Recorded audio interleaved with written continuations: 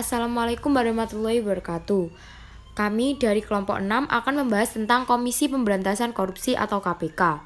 Anggota kelompok kami yaitu yang pertama Nurdiana Husnul, presensi 26, yang kedua Rosalivia Ramadona, presensi 27, yang ketiga Safirul Noval Alfaris, presensi 28, yang keempat Salsabila Nurul Fitria, presensi 29, dan yang terakhir Salsabila Putri, presensi 30. Yang pertama yaitu pengertian. Pengertian dari Komisi Pemberantasan Korupsi Republik Indonesia atau biasa disingkat dengan KPK adalah lembaga negara yang dibentuk dengan tujuan meningkatkan daya guna dan hasil guna terhadap upaya pemberantasan tindak pidana korupsi. KPK bersifat independen dan bebas dari pengaruh kekuasaan manapun dalam melaksanakan tugas dan wewenangnya. Komisi ini didirikan berdasarkan kepada Undang-Undang Republik Indonesia Nomor 30 Tahun 2002 mengenai Komisi Pemberantasan Tindak Pidana Korupsi. Dalam pelaksanaan tugasnya, KPK berpedoman kepada 5 asas yaitu kepastian hukum, keterbukaan, akuntabilitas, kepentingan umum, dan proporsionalitas. KPK bertanggung jawab kepada publik dan menyampaikan laporannya secara terbuka dan berkala kepada Presiden, DPR, dan BPK. Berikutnya, peran KPK di daerah kabupaten. KPK sangat penting di daerah, menimbang efektivitas kinerja dari kepolisian dan kejaksaan di daerah melalui banyaknya aduan dari masyarakat yang menumpuk mengenai dugaan adanya tindak pidana korupsi di daerah kabupaten dan jumlah penyidikan kasus dugaan tindak korupsi yang berbanding jauh dengan jumlah penuntutan yang sudah dilakukan. Berikut ini beberapa tugas dari KPK di kabupaten. Yang pertama yaitu untuk mengawal pemberantasan korupsi di daerah secara kontinu bersama dengan lembaga penegak hukum di daerah atau kabupaten. Yang kedua, agar koordinasi dan supervisi tentang kasus korupsi dengan aparat penegak hukum di lingkungan daerah atau kabupaten dapat dilakukan lebih intens. Dan juga sebagai tambahan, pembentukan KPK perwakilan di daerah kabupaten membutuhkan instrumen hukum tambahan guna memperkuat kedudukannya di daerah dengan mempertahankan sifat independensi dari KPK itu sendiri. Peran KPK di tingkat provinsi oleh Rosalivia, presensi 27. Peran KPK di tingkat provinsi. KPK perwakilan sudah sangat penting di daerah, menimbang efektivitas kinerja dari kepolisian dan kejaksaan di daerah melalui banyaknya aduan dari masyarakat yang menumpuk mengenai dugaan adanya tindak pidana korupsi di daerah kabupaten dan jumlah penyidikan kasus dugaan tindak korupsi yang berbanding jauh dengan jumlah penuntutan yang sudah dilakukan. Beberapa tugasnya adalah yang pertama, untuk mengawal pemberantasan korupsi di daerah secara kontinu bersama dengan lembaga penegak hukum di daerah atau kabupaten. Yang kedua, agar koordinasi dan supervisi tentang kasus korupsi dengan aparat penegak hukum di lingkungan daerah atau kabupaten dapat dilakukan lebih intens. Sebagai tambahan, pembentukan KPK perwakilan di daerah kabupaten membutuhkan instrumen hukum tambahan guna memperkuat kedudukannya di daerah dengan mempertahankan sifat independensi dari KPK itu sendiri. Peran KPK di tingkat provinsi. Gagasan utama membentuk KPK di daerah merupakan tindak lanjut dari ketentuan pasal 19 ayat 2 Undang-Undang tentang Komisi Pemberantasan Tindak Pidana Korupsi. Dalam ranah ilmu hukum kelembagaan negara, maka konsep komisi-komisi negara akan dibagi menjadi 2 kelompok, yaitu komisi negara yang lahir dan diatur di dalam konstitusi dan komisi negara yang lahir dan diatur undang-undang. Dengan demikian, maka pembentukan KPK di daerah merupakan bagian yang tidak terpisahkan dari keberlanjutan regulasi atau sustainable regulation, sekaligus mata rantai regulasi yang terkandung di dalam Undang-Undang Nomor 30 Tahun 2002 tentang Komisi Pemberantasan Tindak Pidana Korupsi atau KPK. Berikut adalah peran KPK di tingkat provinsi. Yang pertama, sebagai upaya simultan untuk mempercepat strategi pencegahan, edukasi, dan pemberantasan tindak pidana korupsi yang selama ini telah menjerat kepala daerah, pejabat daerah, dan pengusaha baik di tingkat provinsi, kabupaten, atau kota.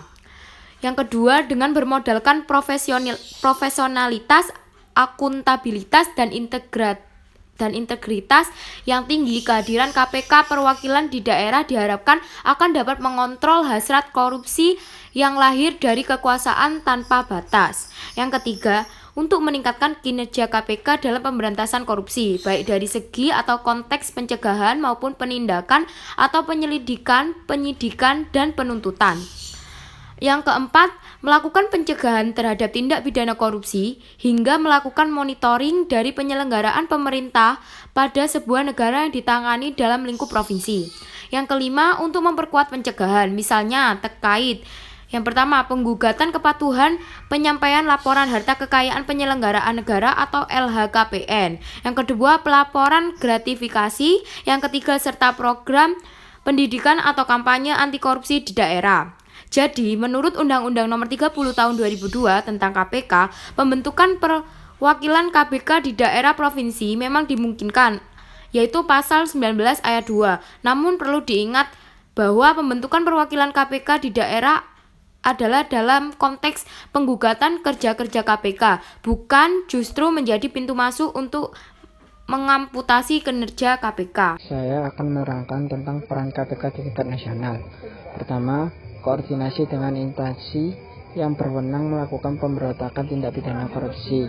2. Supervisi terhadap instansi berwenang melakukan pemberantasan tindak pidana korupsi. Ketiga, mengkoordinasikan penyidikan, dan penuntutan tindak pidana korupsi. Keempat, menetapkan sistem pelaporan dalam kegiatan pemberantasan tindak pidana korupsi, melakukan tindakan-tindakan pencegahan tindak pidana korupsi. Keenam, melakukan monitor terhadap penyelenggaraan pemerintah negara. Kesimpulan oleh Salsabila Nurfitriah. Kesimpulan yang dapat diambil yaitu yang pertama, mengawal pemberantasan korupsi secara kontinu bersama dengan lembaga penegak hukum, terutama memperbaiki koordinasi dan supervisi tentang kasus korupsi dengan aparat penegak hukum. Yang kedua, melakukan segala macam tindakan yang berhubungan tentang pendataan informasi secara detail dengan instansi terkait yang menjadi sasaran.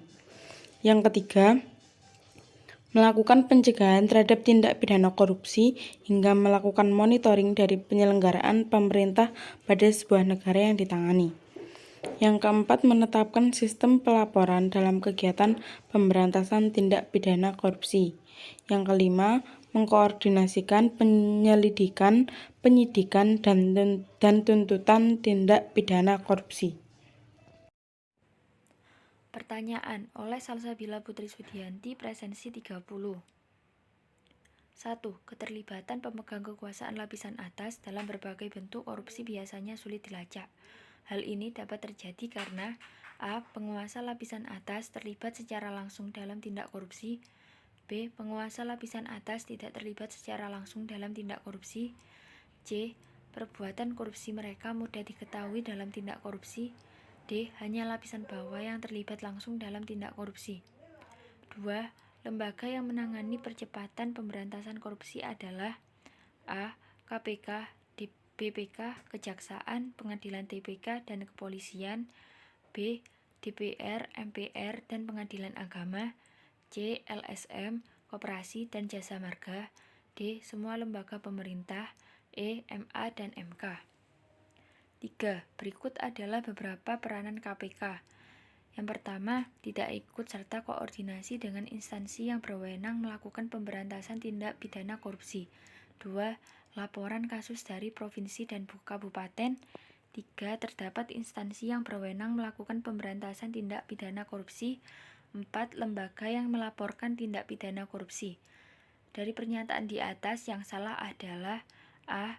1 dan 2, B. 2 dan 3, C. 1 dan 4, D. 1 saja, E. 4 saja. Pada zaman presiden siapakah KPK pertama kali dibentuk? A. Soekarno, B. Soeharto, C. Habibie, D. Megawati Soekarno Putri, E. Susilo Bambang Yudhoyono. 5. Korupsi pada pemegang kekuasaan lapisan bawah jauh lebih berbahaya karena beberapa alasan seperti di bawah ini, kecuali A. Bahwa pengungkapan korupsi lebih berwujud gosip sehingga sukar diketahui faktanya. B. Bahwa korupsi langsung berhubungan dengan kepentingan masyarakat yang membutuhkan pelayanan. C. Bahwa jika tidak melakukan korupsi berakibat pada kemacetan urusan masyarakat yang berhubungan dengan banyak hal. D. Bahwa korupsi dapat menyebabkan terjadinya pemberontakan dan ketidakpercayaan masyarakat terhadap rezim yang berkuasa. Sekian dari kelompok kami, kurang lebihnya kami mohon maaf. Wassalamualaikum warahmatullahi wabarakatuh.